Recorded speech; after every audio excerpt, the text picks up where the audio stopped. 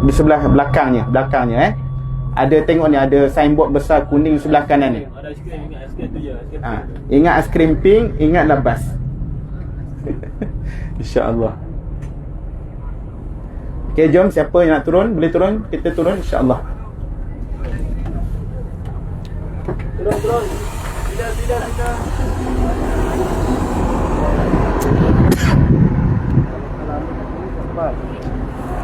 Sila. Ha?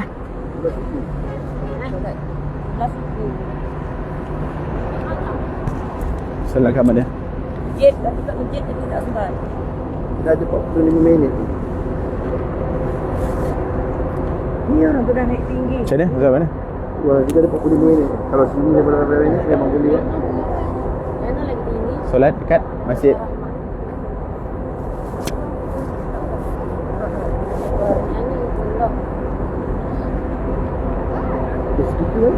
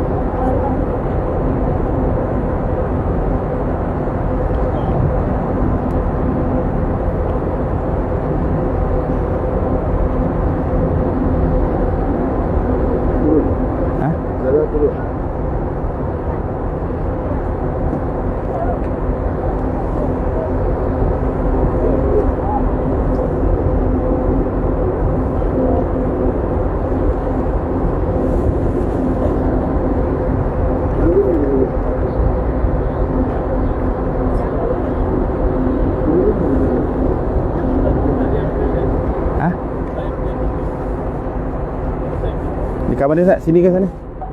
Mana? Nak pergi tak? Tadi kat Kubah kan? Kenapa? Kalau nak solat, sini lah. Ha. Solat sini? Tak, bukan. Kalau nak solat. Okey, sini je lah. Okey. Ke sana, cepat. Saya jemaah lah. Boleh solat, kita solat. Okey, kita sini saja boleh? Kita nak mendaki. Depan sikit saya. Kita depan sikit lah ya. Depan. Dan nak naik pula. Okey, jom.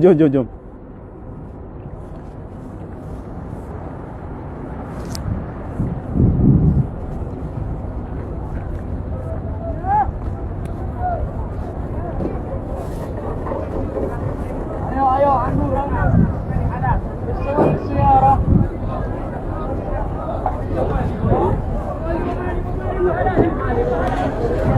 Cuba suara 1 2 3 1 2 3 1 2 3.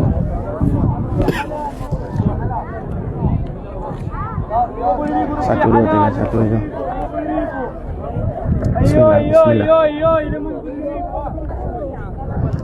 Bismillahirrahmanirrahim. Bismillahirrahmanirrahim. Bismillah.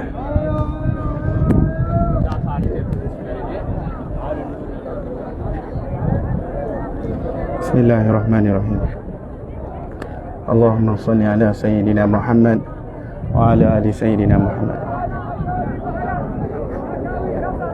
1 2 3. Okey semua, insya-Allah kita berkumpul di sini.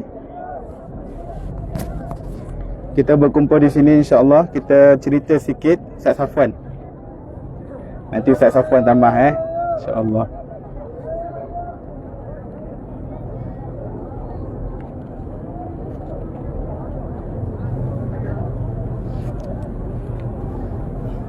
Kanan mana Ustaz? Kanan. Yang apa Ikrimah tu jaga mana? Kanan. Ha? Ikrimah rumah. Tak, Ikrimah tu jaga sebelah kanan. Ha. Mana? Kanan mana? Sini. Cerita je lah ya. Okey, kumpul sini insya-Allah. Bismillah. Okey, bismillahirrahmanirrahim. Assalamualaikum warahmatullahi wabarakatuh. Alhamdulillahi Rabbil Alamin. Wassalatu wassalam ala Rasulillah wa ala alihi wa sahbihi ajma'in. Rabbi syrah li sadri wa yassir li amri wahlul 'uqdatam min lisani yafqahu qawli, amma ba'. Allahumma salli ala sayyidina Muhammad wa ala ali sayyidina Muhammad. Alhamdulillah, tuan-tuan dan puan-puan, muslimin muslimat, para tetamu Allah dan penziarah Nabi sallallahu alaihi wasallam. Alhamdulillah, syukur kepada Allah Subhanahu wa taala kerana pada pagi ini kita sama-sama diberi kesempatan oleh Allah Subhanahu wa taala untuk kita berada di perkarangan Uhud, iaitu berlakunya pertempuran di antara Nabi sallallahu alaihi wasallam bersama-sama dengan orang kafir Quraisy yang berlaku di sini. Sebelum kita menceritakan sejarah berkaitan dengan pertempuran Uhud, di sini ada makhluk yang cinta kepada kita dan kita kena cinta kepada makhluk tersebut, iaitu tidak lain tidak bukan yang disebut oleh Nabi sallallahu alaihi wasallam, hadza jabalun yuhibbuna wa nuhibbuhu. Bukit ini mencintai kita dan kita kena mencintai bukit ini, iaitu tidak lain tidak bukan adalah di sebelah kanan saya, iaitu Bukit Uhud yang akan bersama-sama dengan kita di dalam syurga Allah Subhanahu wa taala. Pernah satu ketika Nabi SAW mendaki Bukit Uhud, maka disebutkan oleh Anas bin Malik bahawa Bukit Uhud ni bergoyang-goyang. Sebab apa bukit itu bergoyang-goyang? Sebab cinta dan seronoknya kehadiran Nabi SAW bila Nabi naik ke bukit tersebut. Maka ketika itu Nabi SAW menghentakkan kaki, suruh Bukit Uhud itu diam. Kerana di atasnya, kata Nabi SAW kepada Bukit Uhud, di atas ini ada seorang Rasul, iaitu Muhammad bin Abdullah, dan juga ada dua orang yang mati syahid. Ada juga orang yang membenarkan kata-kata Nabi SAW, iaitu Sayyidina Abu Bakar. Dua orang yang mati syahid, iaitu Sayyidina Umar dan Sayyidina Osman. Dan dia juga ditafsirkan oleh para alim ulama, bukit itu seronok sehingga bukit itu seolah-olah seperti menari-nari disebabkan kehadiran Nabi sallallahu alaihi wasallam. Sebab itu tuan-tuan dan puan-puan, kita pandanglah Bukit Uhud ini dengan pandangan kasih sayang. Tuan-tuan dan puan-puan yang dikasihi Allah Subhanahu wa taala, mari sama-sama kita kongsikan berkaitan dengan sejarah peperangan Uhud. Peperangan Uhud ini berlaku disebabkan tentera-tentera kafir Quraisy kalah dalam peperangan Badar. Jadi mereka tidak berpuas hati, jadi mereka sama-sama ingin membalas dendam dan mereka ingin berperang dengan tentera-tentera Islam di medan ini, di medan pertempuran Uhud. Pernah satu ketika sebelum berlakunya peperangan Uhud, di kawasan ini Nabi SAW berbincang dengan para sahabat, di mana kita nak laksanakan peperangan ini. Sama ada kita nak lakukan di dalam kota Madinah ataupun kita nak lakukan di luar kota Madinatul Munawwarah. Antara cadangan yang diberi oleh Abdullah bin Ubay, iaitu ketua kepada orang-orang munafik, dia mencadangkan supaya kita berperang di dalam kota Madinah Al-Munawwarah. Hasil perbincangan tersebut, akhirnya Nabi SAW bersetuju untuk berperang di luar kota Madinah. Di mana tempatnya? Di tempat tuan-tuan dan puan-puan berada sekarang. Inilah medan pertempuran Uhud. Tuan-tuan dan puan-puan yang dikasihi Allah Subhanahu wa taala, golongan-golongan kafir Quraisy mengumpulkan bilangan tentera yang cukup ramai, 3,000 orang, untuk sama-sama berperang dengan Nabi SAW. Dan pada ketika itu Nabi berjalan ke sini seramai 1,000 orang. Kemudian keluar 300 orang yang diketuai oleh Abdullah bin Ubay, ketua orang-orang munafik yang tidak bersama-sama dalam peperangan Uhud ini. Lalu Allah merakamkan dalam surah Ali Imran ayat yang ke-146, menceritakan tentang sifat-sifat orang munafik. وَلِيَعْلَمَ الَّذِي نَنَافَقُوا وَلِيَعْلَمَ الَّذِي nanti cek.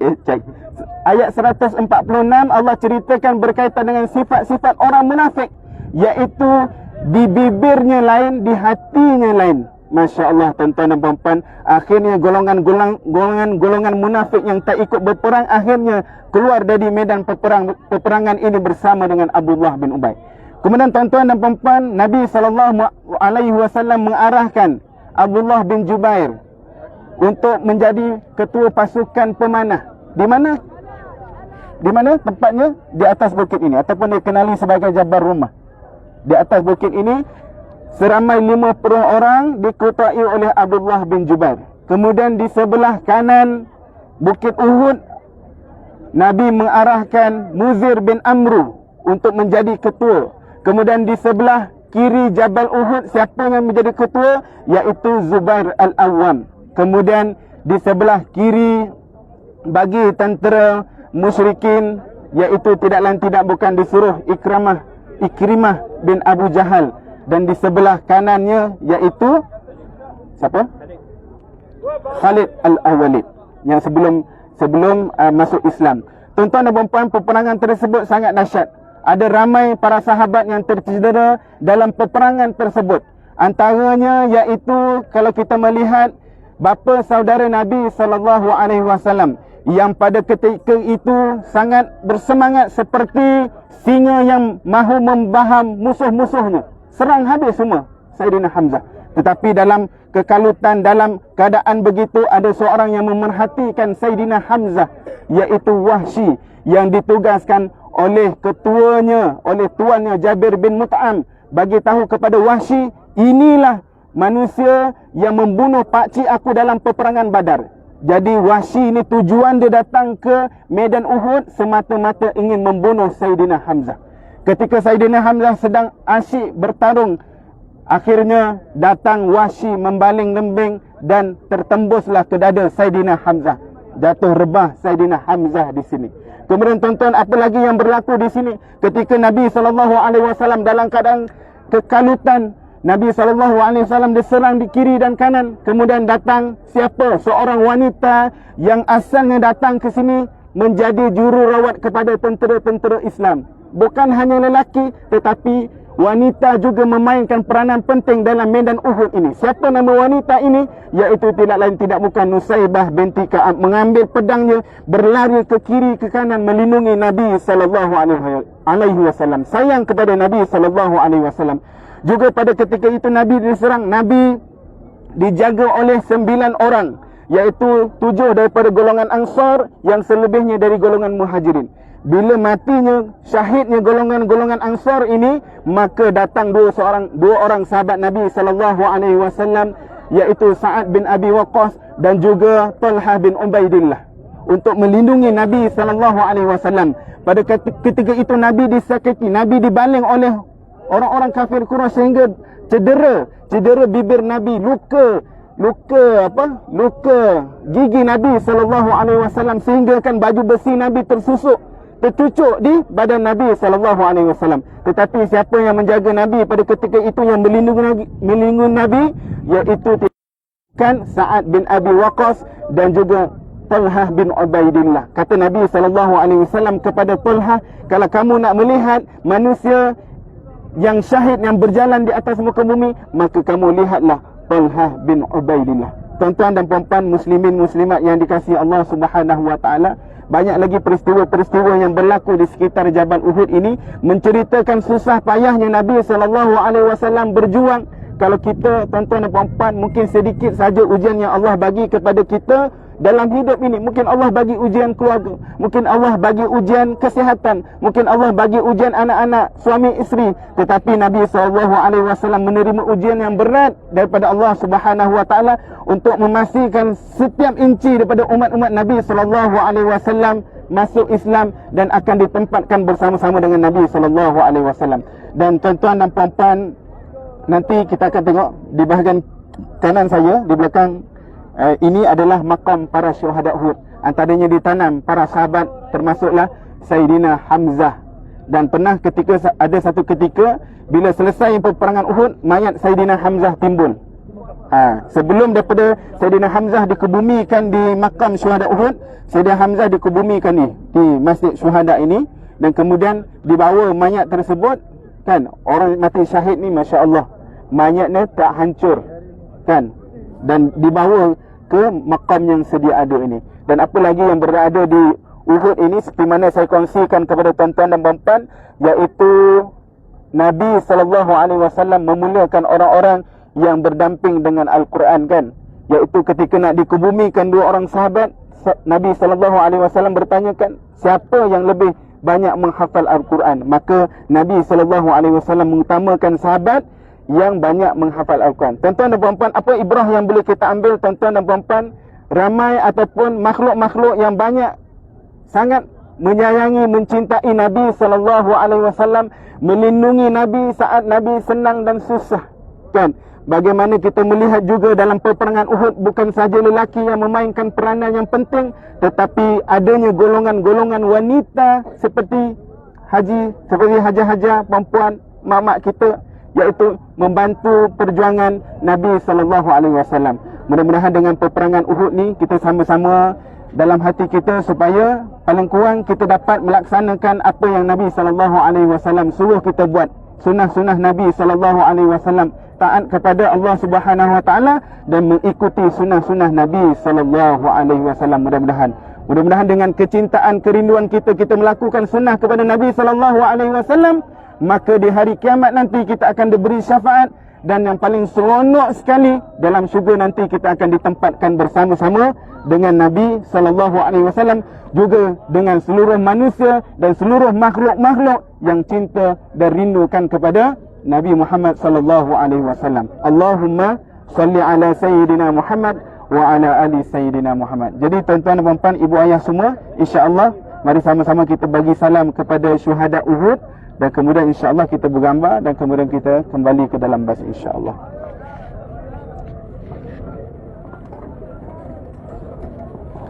Kali ni macam mana bagi salam?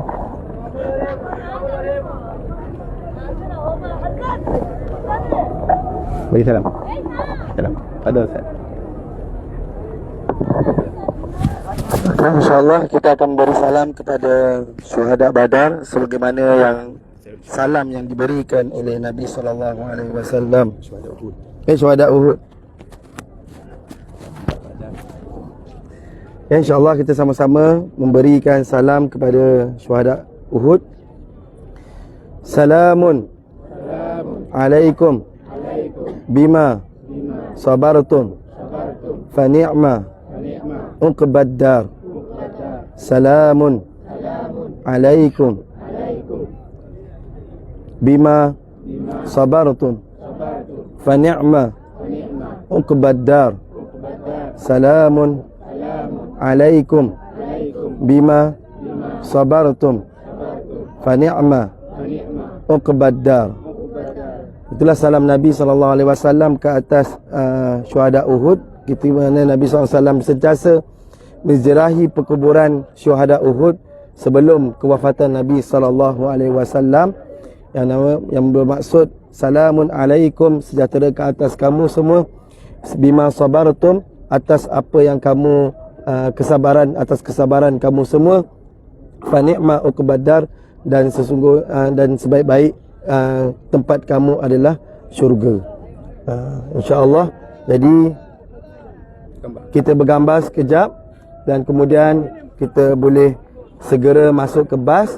Kalau nak beli, pastikan tak lebih daripada 5 minit.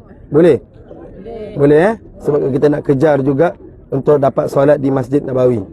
Wallahu a'lam. Jom kita bergambar.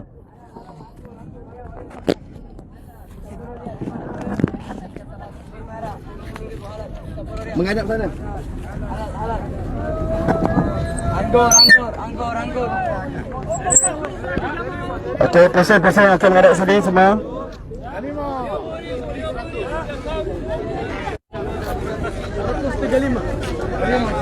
Jemaah Ummul Kulthum. Okey, kalau tak depan boleh menyangkung Sila.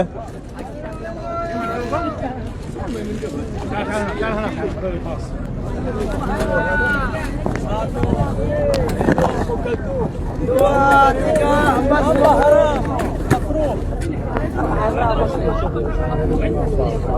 Ummul Kulthum. Lagi ini. Mana? Astagfirullah. Allahu Akbar. Allahu Akbar. Allahu Akbar. Ya. Allahu Akbar. Arab. Ini Ummul Kulthum. Allah ini Bangladesh. Ini Ummul Kulthum. Lagi. Ini kishmish kashan Ummul Kulthum. Lagi murah-murah. Ya, ini hadiah. Ma. Jamaro, ini mama. Ya. Lagi murah.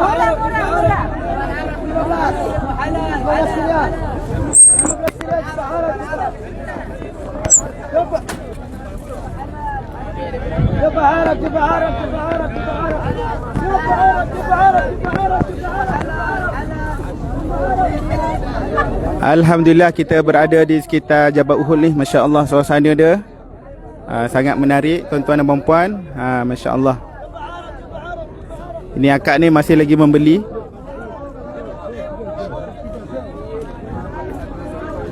Setengah jam je dia.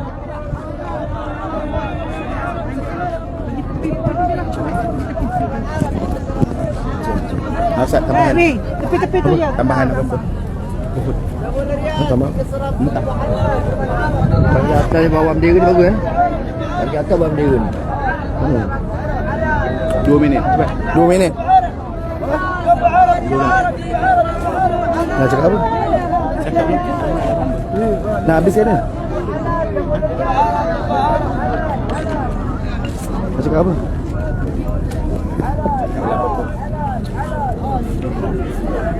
Alhamdulillah tuan-tuan, kita sekarang ni berada di medan peperangan Uhud. So di sana adalah Bukit Uhud yang Nabi sebutkan hadza jabalun minal jannah.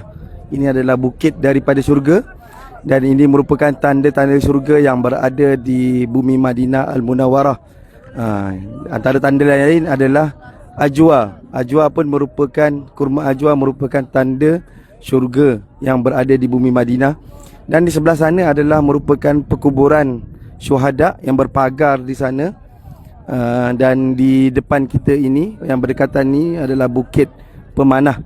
So Bukit Pemanah yang menempatkan 50 orang pemanah yang akhirnya 40 orang turun untuk mendapatkan harta rampasan perang ataupun ghanimah. Yang tinggal adalah 10, yang itu diketahui oleh Abdullah bin Jabir. Dan akhirnya ke-10 yang tinggal di Bukit Pemanah tersebut semuanya syahid. Semuanya syahid. Dan tentera Islam yang syahid di peperangan Uhud ini lebih kurang dalam 70 orang ataupun 72 orang sahabat yang syahid di peperangan Uhud ini. 70 orang sahabat yang syahid di peperangan Uhud, dan tentera musyrikin yang mati di peperangan Uhud ini lebih kurang seramai 22 orang. Betul Ustaz? 22 orang. Jadi bayangkanlah peperangan Uhud ini, yang mana satu peperangan yang sangat tragis kepada tentera Islam, kerana mereka bukan sekadar dibunuh, tetapi setelah dibunuh mereka disiat, dikerat anggota badan mereka kerana ketidakpuasan hati tentera musyrikin kerana tidak dapat menewaskan tentera Islam ketika itu. Kerana bijaksananya Nabi SAW berjaya membawa tentera-tentera Islam berdekatan dengan kaki Bukit Uhud ataupun naik sedikit ke kaki Bukit Uhud untuk mengelakkan serangan-serangan daripada tentera musyrikin, yang menyebabkan tentera musyrikin tidak dapat menewaskan tentera Islam ketika itu. Lalu mereka ini pulang dengan mereka pergi ke jenazah syuhada-syuhada yang telah syahid ketika itu. Mereka mengambil pedang dan mereka memotong jasad mereka ataupun merobek isi perut syuhada-syuhada ketika itu. Yang sebagaimana kita mengetahui, seperti Saidina Hamzah yang dikeluarkan jantungnya untuk dibawa kepada tuan hamba tuan kepada Saidina Wahsy ketika itu. Dan itulah peperangan yang Nabi SAW sangat-sangat menangisi kerana kematian ataupun kewafatan bapa saudaranya yang sangat dicintai, iaitu Saidina Hamzah Asadullah, merupakan singa Allah. Jadi itulah sedikit sebanyak kisah peperangan Uhud. Semoga peperangan Uhud ini memberikan satu impak kepada kita bahawasanya Islam perlu diperjuangkan sehabis mungkin. dan Islam itu mesti diperjuangkan dengan penuh keyakinan dan hati yang ikhlas, kerana kita mengetahui dalam perjuangan Islam Allah akan singkirkan mereka yang tidak ikhlas, mereka yang tidak yakin dengan Islam. Sebagaimana kita mengetahui datangnya dari kota Madinah itu 1000 orang, tetapi sampai je satu tempat yang disebutkan Ajmatul Syaikhin, 300 orang kembali semula ke kota Madinah yang dibawa oleh Abdullah bin Ubay bin Salul. Bagaimana Allah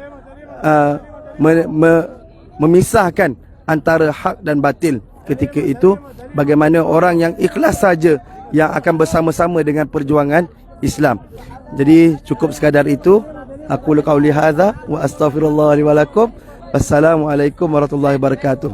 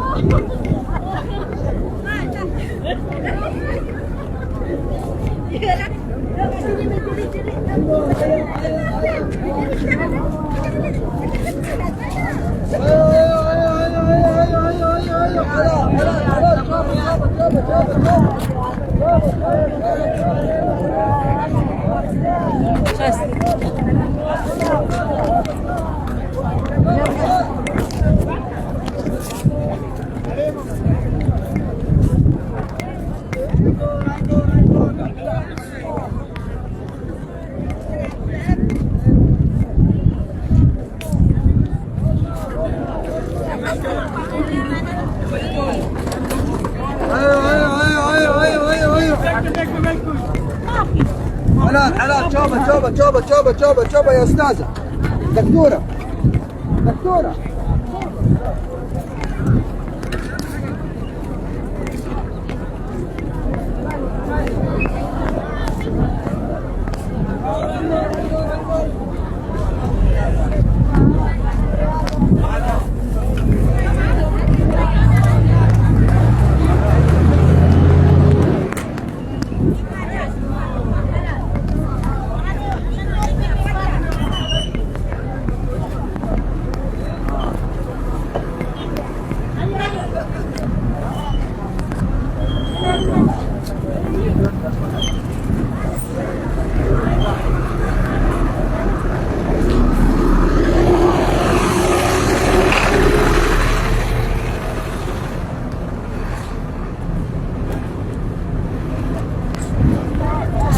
Jemput.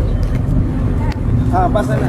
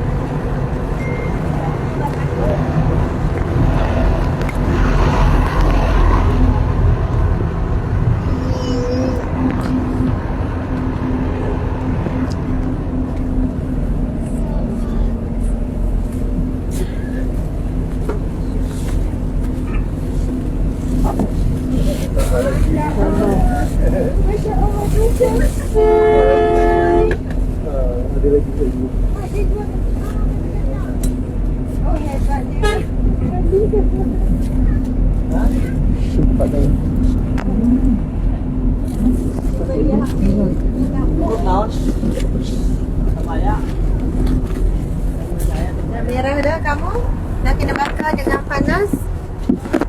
Tahu tak apa. Ustazah datang dekat Medan Uhud ni 5-6 kali dah. Dan memang waktu datang memang macam ni. Awak kat Malaysia nampak tak berapa panas kan? Awak tahu betapa panasnya. Kami datang sini lebih 5 kali di Medan Uhud ni. Memang macam tu lah cuacanya. Dan kamu panjat tak naik atas?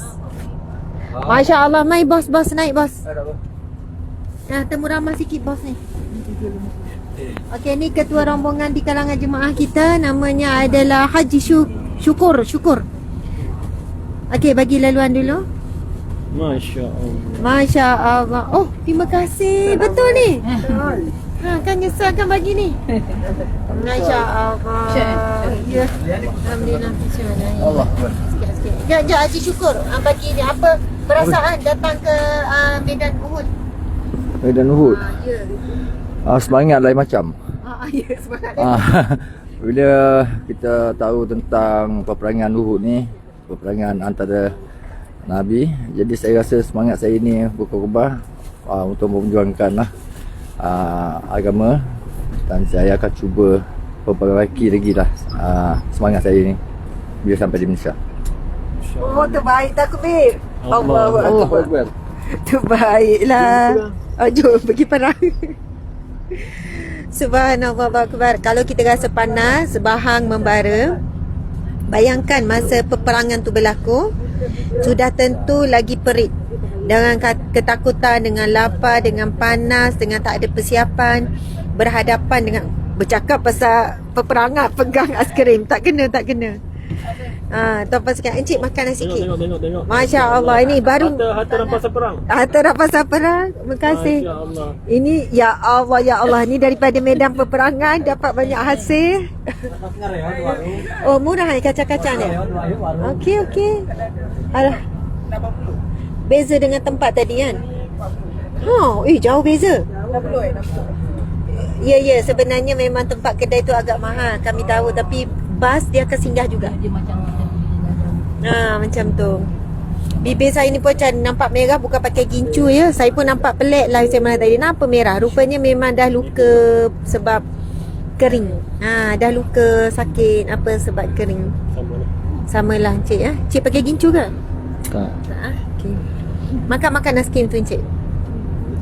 Jadi tadi Ustaz Din dah jelaskan ya pasal sejarah apa yang berlaku di lokasi Jabal Uhud. Kalau kita boleh tengok daripada jauh, besar sangat. Jabal Uhud ni panjangnya lebih kurang berapa kilometer? Tadi dengar tak Ustaz cakap berapa kilometer besar Jabal Uhud ni? Syazana, berapa kilometer? Buat sibuk ya. Syazwani, tak tahu ya Allah. Besar tak Jabal Uhud?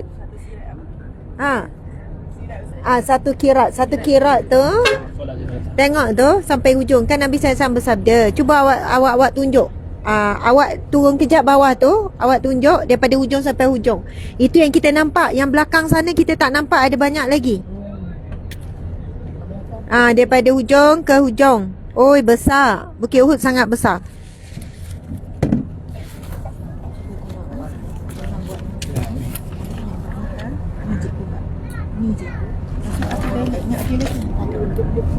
Apa kerja unit penyelidikan ini je untuk satu lokasi.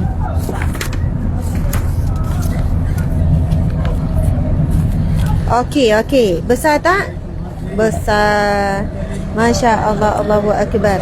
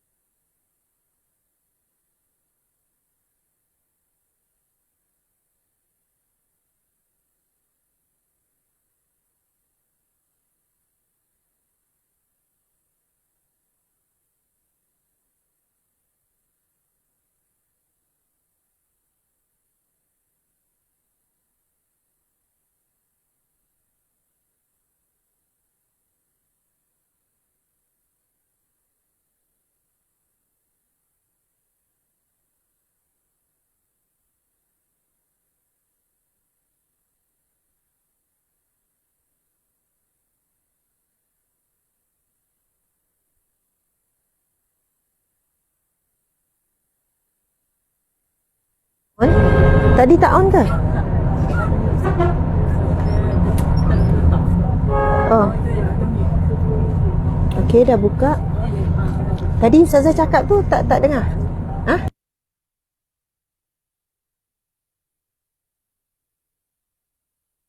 Jam di sini hampir jam 12 tengah hari, masuk dekat waktu Zuhur. Tapi kita akan singgah di lokasi Perang Khandak. Perang Khandak ni ada satu perang yang antara paling lama, memakan masa hampir 1 bulan, iaitu perang yang di Bina Parit. Yang Bina Parit tu. Oh sorry Encik. Yang Bina Parit itu adalah satu bentuk peperangan taktikal. Perang taktikal dalam Islam. Amin, amin. Assalamualaikum. Waalaikumsalam warahmatullahi wabarakatuh. Okey, rasanya Ustaz tapi apa tu nama, Ustaz Din ataupun Ustaz Sofan dah jelaskan. Tadi siapa yang bercerita? Ustaz Sofan, Ustaz Din. Tapi dalam keadaan panas terik tu mencabar jugalah beliau nak bercerita tu, dan mencabar juga jemaah nak duduk mendengar. Mungkin ringkas saja kan. Mungkin tadi tu ringkas saja. Ada. Okey. Bukit Uhud ni jaraknya daripada Kota Madinah lebih kurang 5 km.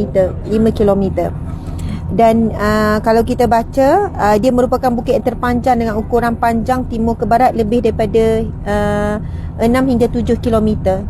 Ketinggian 1000 meter dengan kepanjangan 6 km. Oh. Dan Nabi SAW bersabda, muslimin muslimat, berkenaan dengan bab solat tu, bab solat yang menyamai jenazah tu dengan kirat tu. Hadisnya tak ada kat sini. Okey, nanti kita tengok. Oh, ni tempat lain dah. Okey, muslimin muslimat mata Allah sekalian. Oh, dalam ni. Jika kita datang, jangan lupa. Oh, ada. Jangan lupa untuk ziarah Medan Uhud, sebab ia merupakan peperangan yang telah menyebabkan syahid yang begitu ramai, 70 syahid Uhud. Perang pertama perang Badar. Perang yang kedua adalah kamu ni, kamu duduk selesa sian tu. Gitu. Okey. Perang yang pertama kita tahu perang Badar. Perang Badar ni perang yang pertama dalam Islam. Dan kafir Quraisy dia kalah besar dalam perang Badar. Sebab orang kafir Quraisy tak sangka langsung, dan mereka sangat yakin mereka akan menang. Sila lalu. Ya, sila. Masya-Allah. Mereka sangat yakin mereka akan menang. Masya-Allah. Baik, bawa sekali itulah. Mic lah Ustaz Din. Dapat ke bercerita tu? Panas-panas tu. Dapat bercerita? Dapat? Oh. Ya, bolehlah kan? Tapi mungkin tak dapat nak lengkap sangat sebab tahu panas tu. Ustaz Din pun dah ingatkan orang Arab mana tadi?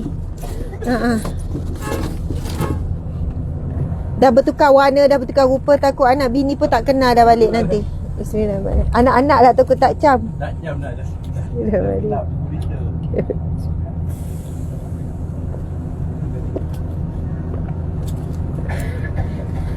Ustaz, jadi kita ni nak menuju ke Medan Khandak ke?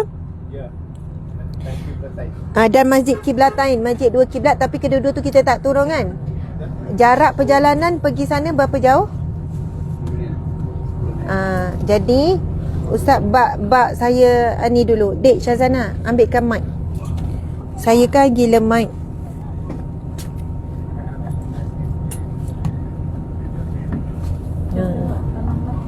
Subhanallah walhamdulillah wala ilaha illallah wallahu akbar. Masya Allah, alhamdulillah. Lalu Ustaz. Bagi Ustaz rehat, saya pula cakap. Nanti kita dengar Ustaz Din nasyid ya, saya tahu. Semua menantikan artis kita. Tuan-puan, muslimin muslimat mati Allah sekalian. Sekarang sebenarnya betul-betul matahari tegak atas kepala. Waktu Zuhur, dalam pukul 12 waktu Zuhur. Jadi memang tak pelik lah panas terik yang teramat tu. Tapi memang normal lah waktu kita ziarah medan Uhud ni, waktu yang sebegini.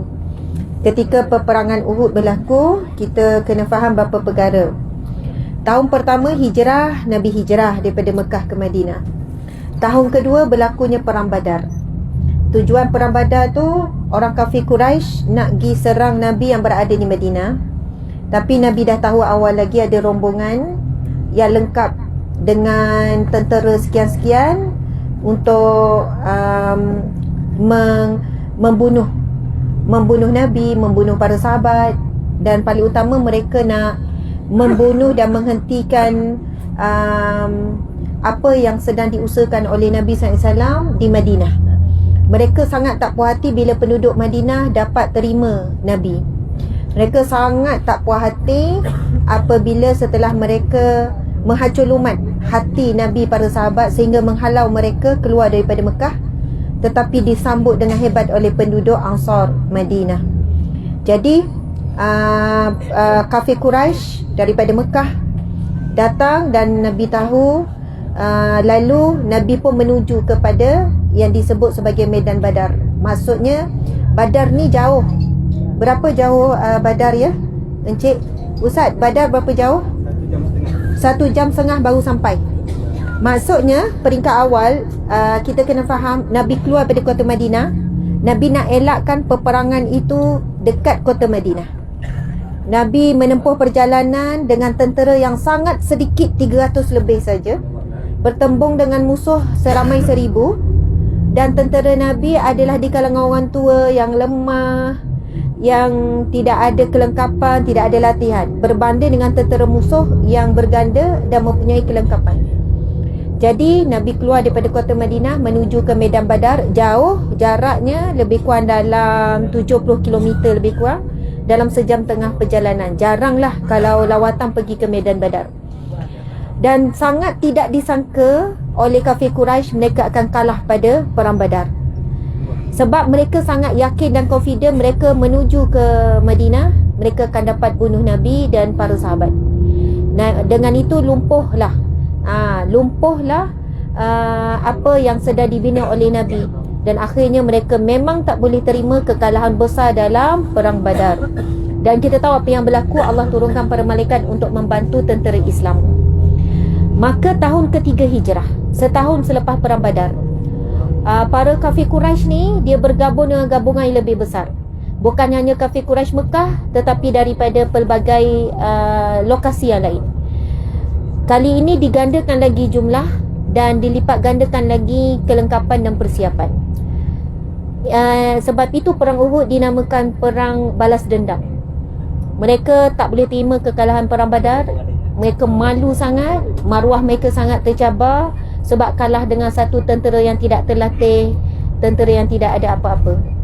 Jadi sebab itu perang Uhud berhadapan dengan bukan sahaja musuh daripada zahir, tetapi ada golongan yang munafik daripada dalam.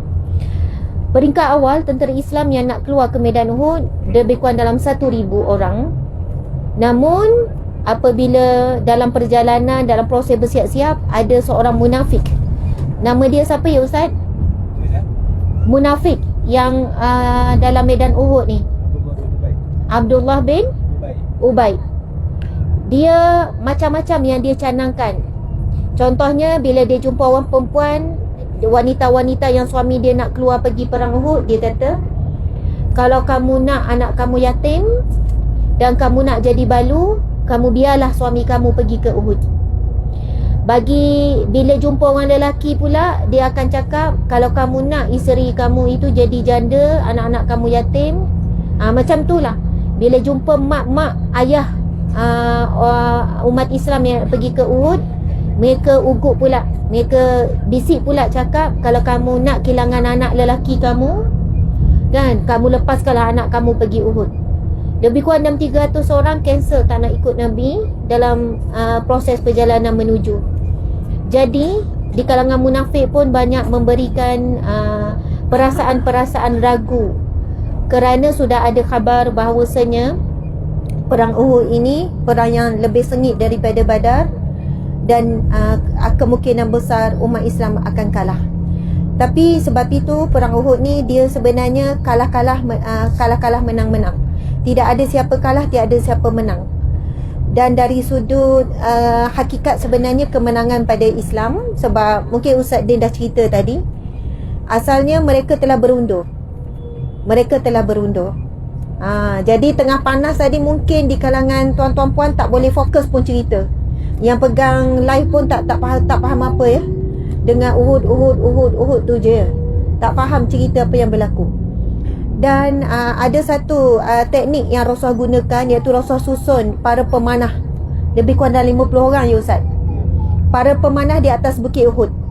Dan ini teknik yang jarang dilakukan dan tak pernah boleh jadi dilakukan. Dan antara yang hebatnya, Rasulullah adalah panglima perang yang sangat hebat, tuan-puan sekalian. Teknik-teknik perang yang Rasulullah dan para sahabat wujudkan dalam peperangan tidak pernah dilakukan oleh orang Arab. Kita kena faham, orang Arab ni memang satu bangsa yang selalu berperang. Perang tu benda biasa. Mereka rebut telaga, mereka perang. Sebab kabilah terlalu banyak dan mereka sanggup berbunuh kerana rebut sumber air. Kadang mereka berperang sebab rebut laluan. Itu kena faham. Kadang ada laluan, mereka kata ni laluan kabilah mereka. Yang ni pula kata kabilah. Okey, perang. Siapa menang dia dapat. Jadi peperangan sesama kabilah ni memang dah biasa berlaku. Subhanallah. Kerana sombong, kerana angkuh, kerana dunia, kerana rakus. Tetapi peperangan dalam Islam berlaku semuanya kerana mempertahankan agama. Peperangan dimulakan oleh musuh. Tidak ada peperangan yang dimulakan oleh Nabi dan para sahabat. Semuanya adalah dimulakan oleh musuh. Sebab itu kalaulah ada para orientalis barat kan memfitnah Islam ini tersebar dengan mata pedang, memang itu salah. Dan kalau kita tak faham, kita pun terpedaya. Jadi tuan-puan sekalian, Masya Allah, bila kita sebutkan tadi tu, okey, contoh kita sedang menuju ke satu perang, lokasi perang Khandaq. Ini perang yang sangat lama dan hampir ramai juga di kalangan muslimin, orang Islam ketika itu dah lemah semangat nak mengaku kalah saja. Sebab dia hampir 1 bulan perang Khandaq. Ustaz, betul kan? Ya, bertahan sampai dah lapar, dah hilang bekalan makanan. Sebab dibina parit yang panjang merentasi dan melindungi kota Madinah. Dan banyak peristiwa sedih sebenarnya perang Khandaq ni. Ketika sahabat Nabi semua dah tak sanggup nak korek lagi dah. Sebab saya tanya tuan-puan tadi tu kan, berapa minit boleh bertahan tadi di Uhud? Kita mungkin 10 minit pun dah bengang, dah panas. 10 minit tadi tu pun dah terbayang aiskrim. Tapi boleh pula lama beli kacang kan. Time beli kacang, beli coklat semua tu kita boleh tahan. Tapi kalau nak duduk lama-lama, Ustaz, dia janganlah panjang. Tak faham ke panas ni? Dalam hati tu kan berkata-kata lah kita kan. Kan nanti demam kan ibadat. Macam tu lah kita. Saya bukan cakap orang, saya cakap diri saya sendiri juga. Kamu kena ke sini sikit, takut terhalang TikTok. Okey. Jadi bayangkan masa perang Khandaq ni, gali parit bukannya macam longkang kat rumah kita berapa dalam je ya. Dalam dan lebar. Lebar parit tu maksudnya kalau kuda nak lompat memang tak lepas. Walaupun kuda tu ambil lajak macam mana pun. Sebab itulah yang berlaku ketika tentera musuh nak cuba lompat dengan kuda-kuda yang terlatih, mereka tak lepas. Dan dalam tu pun dalam. Satu ketika dengan lapar, tak ada makanan, terik matahari, sahabat-sahabat melepek, dah tak mampu nak teruskan dah. Tapi Nabi tahu kalau tak berhenti, maka timing dengan sampainya musuh tu bahaya. Kena teruskan juga, tak boleh nak rehat, tak boleh nak ni. Apa yang Nabi buat ialah, Allah Akbar, kalau cerita memang sedih lah. Allahu Akbar. Nabi turun sendiri dalam parit dan Nabi gali, dan waktu yang sama terikat pada perut Nabi 2 batu. Sahabat-sahabat yang lain ada 1 batu, menunjukkan lapar. Tuan-puan kena faham, bila lapar sangat, sahabat-sahabat Nabi akan ikat mula-mula dengan tali. Ikat kemas-kemas perut supaya angin tak masuk. Sebab lapar satu hal, angin masuk satu hal. Bila angin masuk, jadi perit. Jadi sahabat-sahabat akan ikat kuat-kuat dengan tali pada perut supaya angin tak masuk, untuk teruskan buat kerja persiapan untuk perang ni. Tapi tak cukup dengan tali, angin masih masuk, mereka akan cari batu untuk tolak lagi bagi perut itu tak ada ruang untuk angin masuk. Tapi bila Nabi selak baju Nabi ada 2 batu, maka sahabat-sahabat semua faham kalau mereka lapar, Nabi berganda lapar. Kalau angin masuk dalam perut mereka, lagi banyak angin masuk dalam perut Nabi. Dan Nabi menyambung kerja menggali. Lalu para sahabat menangis. Lalu para sahabat sambung lagi menggali. Sebab itu subhanallah tuan-puan sekalian, Islam yang kita dapat pada saat ini dengan lena yang panjang, rehat yang lama, angan-angan yang tidak berkesudahan, dengan kenyang kita ini adalah daripada lapar, dahaga, kesusahan, air mata, air keringan, air darah yang mengalir daripada tubuh badan Nabi dan juga para sahabat. Tuan-puan dimati Allah sekalian, Masya Allah. Jadi nanti Ustaz Din akan ceritalah pasal perang Khandak. Cuma saya nak kembali semula kepada perang Uhud tadi, tuan-puan sekalian. Apa yang berlaku apabila taktikal Nabi menyusun tentera pemanah berada di Bukit Uhud, dan teknik itu memang berkesan. Maka walaupun musuh 3,000, umat Islam lebih kurang dalam 700, beza yang banyak, tetapi para musuh tidak boleh melepasi Bukit Uhud untuk melumpuhkan kekuatan umat Islam. Hanya dengan 50 pasukan pemanah, dan mereka tak sangka akan ada pasukan pemanah di atas Bukit Uhud tu. Subhanallah. Dan apa yang berlaku, para musuh Islam ni, kafir Quraisy ni, para tentera musuh ni, mereka berundur. Dan bila kita kena faham ghanimah, harta rampasan perang. Ini ramai juga yang tak faham, suka saya jelaskan. Ustaz, masjid putih tu masjid apa? Itulah masjid Qiblatain. Tunjuk. Okey, nanti saya sambung. Ustaz Din, masjid Qiblatain.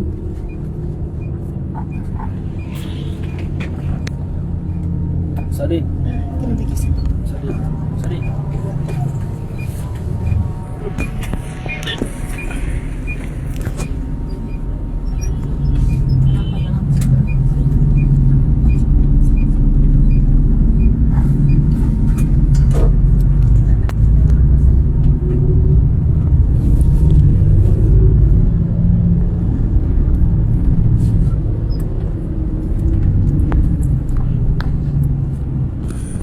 Baik, bismillahirrahmanirrahim. Tuan-tuan dan puan-puan, ibu ayah semua, insya-Allah kita akan melalui Masjid Qiblatain. Qiblatain maksudnya masjid 2 kiblat. Iaitu ada peristiwa yang penting juga yang boleh kita ambil maklum, iaitu pertukaran arah kiblat daripada Masjidil Aqsa ke Baitullah Haram di Mekah Al-Mukarramah berlaku di masjid ini, iaitu Masjid Qiblatain. Tuan-tuan dan puan-puan yang dikasihi Allah Subhanahu wa taala, ada 3 riwayat menceritakan berkaitan dengan pertukaran arah kiblat daripada Masjidil Aqsa yang dahulunya seluruh umat Islam berkiblatkan ke sana. Kemudian bila mana Allah Subhanahu wa taala menurunkan wahyu dalam surah Al-Baqarah juzuk yang kedua, qad nara taqalluba wajhika fis sama' falanwalliyannaka qiblatan tardaha fawalli wajhaka syatral masjidil haram, ila akhir ayat. Inilah tuan-tuan dan puan-puan masjid 2 kiblat ni, Masjid Qiblatain. Tuan-tuan dan puan-puan, ibu ayah yang dikasihi Allah Subhanahu wa taala, Nabi SAW bila berada di kota Madinah Al-Munawwarah memohon doa kepada Allah Subhanahu wa taala supaya ditukarkan arah kiblat daripada Masjidil Aqsa ke Masjidil Haram di Makkah Al-Mukarramah, yang hari itu kita sempat melaksanakan ibadah umrah. Cuma satu masjid je lagi yang belum kita sempat ziarah, iaitu Masjidil Aqsa. InsyaAllah akan datang, mudah-mudahan dirizkikan oleh Allah Subhanahu wa taala. Tuan-tuan dan puan-puan yang dikasihi Allah Subhanahu wa taala, Nabi berkiblatkan Masjidil Aqsa di Palestin, dan perkara ini disukai oleh orang-orang Yahudi. Mereka mengatakan kepada Nabi sallallahu alaihi wasallam, iaitu Nabi ni, Muhammad ni tolak ajaran kita, ajaran orang-orang Yahudi. Tetapi bila solat berkiblatkan arah kiblat orang-orang Yahudi, maka Nabi sedih. Bila Nabi sallallahu alaihi wasallam sedih, maka Nabi pun menadah tangan. Berapa lama Nabi tadah tangan berdoa kepada Allah Subhanahu wa taala? iaitu selama lebih kurang dalam 16 ke 17 bulan Nabi angkat tangan mohon kepada Allah Subhanahu Wa Taala supaya tukarkan arah kiblat. Maknanya tuan-tuan dan puan-puan yang dikasihi Allah Subhanahu Wa Taala, kalau 16 bulan tu bermakna setahun 4 bulan lebih kurang Nabi berdoa. Kalau ikutkan Allah boleh memperkenankan doa Nabi bila-bila waktu sahaja. Tetapi Allah nak mengajar kepada umat Nabi SAW, jangan putus asa untuk berdoa meminta kepada Allah Subhanahu Wa Taala. Sebab itu Allah Subhanahu Wa Taala bagi tahu di dalam Al-Quran, wa qala rabbukum ud'uni astajib lakum. Berdoa, mintalah kepada Allah Subhanahu Wa Taala, aku akan perkenankan doa-doa hamba-hambaku. Mana tuan-tuan dan puan-puan, Allah suruh minta. Allah lagi suka kalau kita meminta kepada manusia. Contoh kan, kita berada di Madinah, kita berada di Mekah. Tadi kita beli kacang, kita beli kurma. Ada tawar-menawar dengan pekerja ladang kurma, pekerja yang berada di Uhud. Kalau sekali mungkin dia bagi kurang, 2 kali mungkin dia bagi kurang, tapi kali ketiga, keempat mungkin kita tidak akan dapat kurang. Mungkin kita akan dihalau, keluar, barrah, keluar, kerana kau tak nak beli apa yang aku jualkan. Tetapi berbeza dengan Tuhan kita Allah Subhanahu Wa Taala. Allah lagi suka manusianya ataupun hamba-hambanya meminta kepada Allah Subhanahu Wa Taala. Lagi banyak kita minta kepada Allah Subhanahu Wa Taala, lagilah Allah suka. Tuan-tuan dan puan-puan, Nabi SAW berdoa selama 16-17 bulan lamanya, dan akhirnya Allah perkenankan doa Nabi SAW, dan kemudian turunlah wahyu Allah Subhanahu Wa Taala yang saya bacakan tadi, qad nara taqalluba wajhika fis sama' falanwalliyannaka qiblatan tardaha fawalli wajhaka syatral masjidil haram. Ada banyak riwayat menceritakan tentang bagaimana penukaran arah kiblat. Ada 3 riwayat. Yang pertama sekali, riwayat yang menceritakan tentang satu ketika Nabi SAW melawat satu kampung Bani Salamah, dan pada ketika itu Nabi dijamu oleh seorang sahabat Nabi namanya Ummu Bis Al-Barra bin Ma'rur.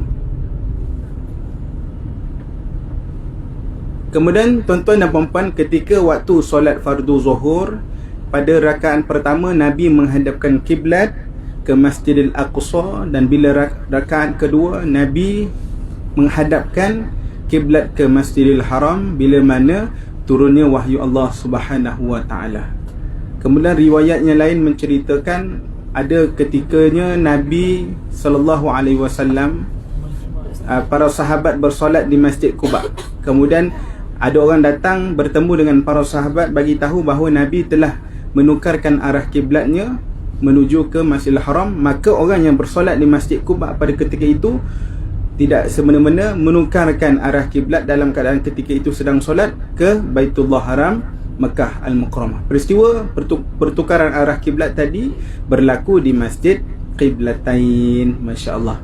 Tuan-tuan dan puan-puan, ibu ayah yang dikasihi Allah Subhanahu Wa Taala, di hadapan kita ini iaitu Masjid Khandaq, ataupun yang diceritakan oleh Ustazah tadi berkaitan dengan peristiwa Perang Khandaq ataupun Perang Ahzab, berlaku di sekitar kawasan ini, di hadapan kita ni. Masya Allah.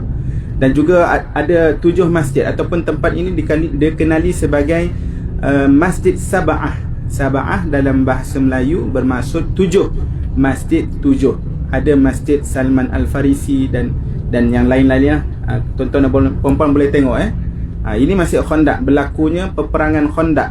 Khandaq maksudnya parit, peperangan parit yang digali oleh Nabi SAW bersama dengan para sahabat. Tuan-tuan dan puan-puan yang dikasihi Allah Subhanahu Wa Taala, peperangan Khandaq ini berlaku pada bulan Syawal. Masya Allah. Bila sebut bulan Syawal, bulan orang meraihkan kemenangan setelah berpuasa. Ini salah satu masjid yang ada di sinilah, di antara Masjid Sab'ah. Tuan-tuan dan puan-puan, belakang kita tadi Masjid Khandaq, peristiwa Khandaq berlaku pada bulan Syawal tahun 5 Hijrah, iaitu masa pada ketika itu dikumpulkan orang-orang kaum musyrikin daripada Mekah dan juga bergabung dengan orang-orang Yahudi yang berada di Madinah. Antaranya Bani Nadir, tak silap saya Bani Khuza'ah, dan ada lagi lah bani-bani yang lain berkumpul untuk berperang dengan Nabi SAW bersama dengan para sahabat. Tuan-tuan dan puan-puan yang dikasihi Allah Subhanahu wa taala, bilangan tentera kaum musyrikin pada ketika itu cukup ramai. Ada lebih kurang 3,000 orang tentera. Kemudian ada 400 ekor kuda. Kemudian ada 1,500 tentera yang menaiki unta yang ingin berperang dengan Nabi sallallahu alaihi wasallam. Dan peristiwa peperangan Ahzab ini tidak lain tidak bukan berlakulah di sini. Dan kemudian ada peristiwa-peristiwa yang pelik berlaku di peperangan Khandaq ini. Antaranya, tuan-tuan dan puan-puan, ketika para sahabat bersama dengan Nabi SAW sedang menggari parit, kemudian ada satu batu besar yang tidak dapat dialihkan oleh para sahabat pada ketika itu. Cangkul pun tak pecah, angkat pun tak boleh. Kemudian para sahabat bertemu dengan Nabi, kemudian bagi tahu kepada Nabi SAW. Kemudian Nabi pun ambil cangkul Nabi, kemudian Nabi ketuk batu tersebut, pecahkan batu tersebut. 3 kali Nabi ketuk, akhirnya pecahlah batu tersebut. Dan diceritakan dalam kitab sirah bahawa ketika Nabi SAW memecahkan batu tersebut, ada cahaya yang memancar ketika Nabi memecahkan batu tersebut, iaitu diberi gambaran oleh malaikat Jibril, selepas daripada ini maka akan kerajaan-kerajaan yang besar seperti kerajaan Parsi, kerajaan Rom, kerajaan Sana'a di Yaman akan diperintah oleh orang Islam. Dan peristiwa itu berlaku di medan peperangan Khandaq. Banyak lagi lah cerita berkaitan dengan peperangan Khandaq, seperti mana yang Ustazah sebut tadi, Nabi ikat perutnya dengan batu. InsyaAllah Ustazah nak sambung. Okey, insyaAllah. InsyaAllah tuan-tuan dan puan-puan, sebelum kita serahkan kepada Ustazah, jom sama-sama kita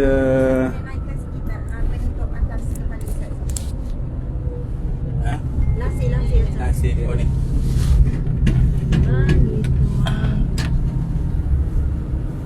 Baiklah tuan-tuan dan puan-puan, ibu ayah yang dikasihi Allah Subhanahu wa taala, nak ceritanya tuan-tuan dan puan-puan, ziarah kita ke bumi Madinah Al-Munawwarah ini tidak lain tidak bukan untuk menyuburkan keimanan kita kepada Allah Subhanahu wa taala dan juga menzahirkan rasa cinta kita kepada junjungan yang mulia Nabi Muhammad sallallahu alaihi wasallam. Saya bagi tahu kepada tuan-tuan dan puan-puan, bukan sahaja manusia yang merindui, mencintai Nabi sallallahu alaihi wasallam, tetapi makhluk-makhluk yang lain juga sentiasa merindui, mencintai Nabi Muhammad sallallahu alaihi wasallam. Allahumma salli ala sayyidina Muhammad wa ala ali sayyidina Muhammad. Mahabbah Rasul jadi perlombaan bagi sekalian makhluk Tuhan, tidak kira manusia atau haiwan, bukit bukau dan tumbuh-tumbuhan. Seekor unta datang berlari-lari, berlutut dan mengucup kaki Nabi. Mengalir air, matanya menangisi kerana rindu kepada Nabi. Mengadu domba tentang badan sakit, kerja banyak, makannya sedikit. Di dalam peristiwa Isra wal Mi'raj, batu yang besar tersangatlah berat. Ingin menjadi pengikut yang taat, lalu timbullah dan jua terangkat, lantas ditahan oleh malaikat, maka terapunglah hingga kiamat. Pelepah tamar yang sudah kekeringan, merintis menangis kerana ditinggalkan, hingga tangisannya telah didengarkan kepada para sahabat yang beriman. Lalu baginda turun menenangkan, berhentilah menangis berkat usapan. Bukit Uhud kuat bergoncang kerana gembira Nabi di belakang, sehinggalah kaki baginda menendang, barulah berhenti dari bergoyang, disasi oleh Sayyidina Abu Bakar dan bakal syahid Utsman dan Umar. Sayyidina Thauban kekuningan badan, sakit kerana asyik memikirkan apakah dirinya akan dimasukkan ke dalam syurga bersama Rasul junjungan. Kerana baginya jika berasingan tiada nikmatnya syurga pilihan. Sayyidina Ja'far sepupu baginda, satu badannya penuh terluka dalam berperang sambil berpuasa. Syahidlah dia mempertahan baginda, di kurnia Allah sayap kepadanya, berbuka puasa di dalam syurga. Sesudah merasakan pelbagai nikmat di dalam syurga, pun masih teringat kepada insan yang bernama Muhammad, yang begitu mengasihi umat. Diizin Allah bersama para malaikat ziarah Nabi di bumi yang berkat. Ingatlah wahai teman sekalian, Nabi Muhammad pernah berpesan, seseorang itu akan dibangkitkan bersama siapa paling dicintakan. Kami berdoa padamu Allah, cintakan kami kepada Rasulullah. Allahumma salli ala Sayyidina Muhammad wa ala ali Sayyidina Muhammad.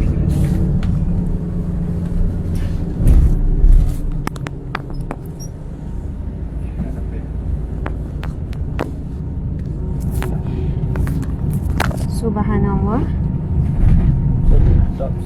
Subhanallah. Sekarang Masya Allah begitu indah sekali ya alunan nasyid ini Al-Fadhil Ustaz Din, Ustaz Najmuddin. Ustaz jangan pula lepas ni ada banyak jemputan langsung dah kan. Kot lah banyak job masuk, nak jumpa Ustaz Din buat persembahan tu sembah ni. Gabung Ustaz Tengku. Terus lain pitching lain. Subhanallah. Kita dah sampai ni di lokasi penginapan Kemudian depan sana tu sebenarnya terus Masjid Nabawi. Alhamdulillah, mudah-mudahan perjalanan hari ini memberikan ilmu, ketukan kasih, rindu, dapat menghayati sedikit pengorbanan Nabi SAW dan para sahabat. Dan kesan tu penting. Kesan tu biar memberi kesan kita ni semakin ingin dekat dengan Nabi, semakin ingin berkorban untuk agama ni. Nabi dan para sahabat dah berkorban, tiba giliran kita boleh berkorban masa dan tenaga dan harta kita, insya-Allah. Jadi terima kasih semua. Selamat berehat. Ustaz ada pengumuman tentang program malam ni, semua akan diumumkan dalam WhatsApp. Okey, alhamdulillah. Boleh turun dulu semua, tuan-tuan puan-puan. Kita turun dulu. Boleh juga. Okey. Jadi terima kasih semua yang hadir secara live. Wallahu alam. Assalamualaikum warahmatullahi wabarakatuh. Okey, pastikan barang jangan ada yang tertinggal ya. Saya tengok tadi sangat banyak tadi ya. Kurma